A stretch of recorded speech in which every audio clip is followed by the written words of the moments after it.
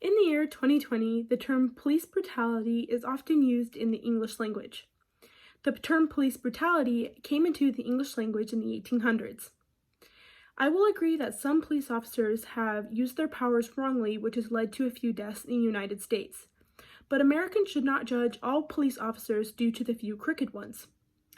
Outside sources and media are responsible for creating this bad image of police officers everywhere.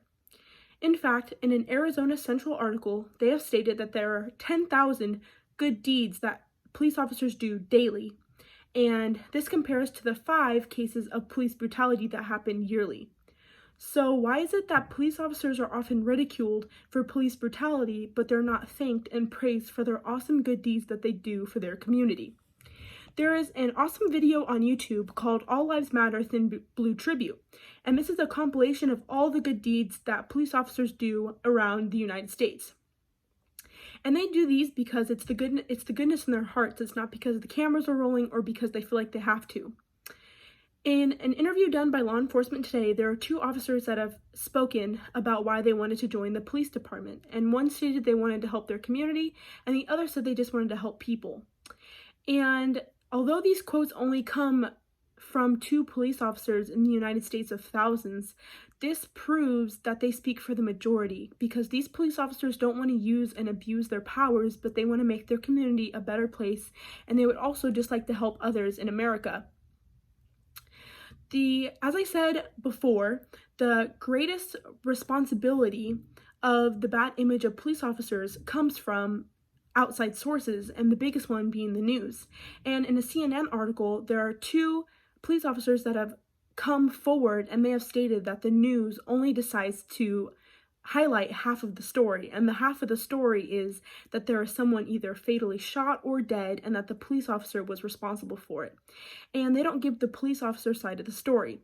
And often in the police officer side of the story, they have to follow protocol, and multiple departments have come forward, and they have also said that when you see videos on the news about police brutality and about these stories, that the police officers did do the right thing, and that they were chosen to do a job, and they have executed it well in the situation that they were given, no matter if that ended in death, which is really sad.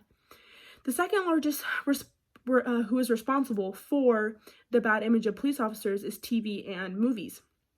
And there have been TV shows like Blackish and movies like The First Purge that are responsible for poking jabs at police brutality. So for those who have never heard of police brutality, or they don't have any prior knowledge, they watch these shows and believe that police brutality is real and it's greater than the good deeds of the police officers. And these opinions are formulated without any research and without looking at the good side of police officers everywhere. So these large influencers of the image of law enforcement, they still seem to receive more attention than the good deeds police officers do daily. The police officers who showed up to an autistic boy's birthday party does not deserve to be ridiculed as police brutality, and neither does the department who raised money for a little girl because her bike was stolen does not deserve to be ridiculed as police brutality. Many people in America jump to conclusions about police officers as a whole because of news stations, television, and movies. But police officers are there to be a friend, and they're there to lend a hand and protect and serve our community. And I, as well as many others, will be forever grateful for those who put their lives on the line daily for everybody in America. Thank you.